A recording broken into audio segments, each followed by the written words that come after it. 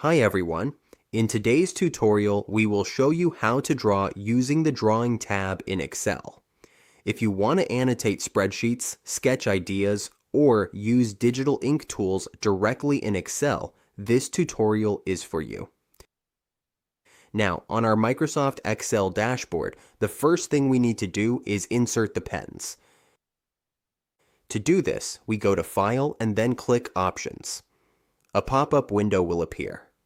From here, we select Customize Ribbon.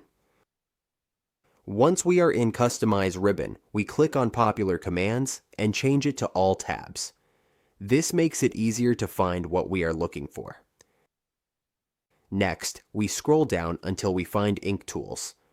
Under Ink Tools, we click the plus sign and select Pen. Once we find the pen option, we click Add to include it in our ribbon. Now that the pen has been added, we click OK. The pen is now available in our ribbon. We can now use the Drawing tab to draw, highlight content, annotate the Excel sheet, or take notes using the drawing tools in Excel. The goal here is to activate and set up the Drawing tab so we can use pens, highlighters, and other drawing tools with ease. And that is it. We now know how to set up and use the Drawing tab in Excel.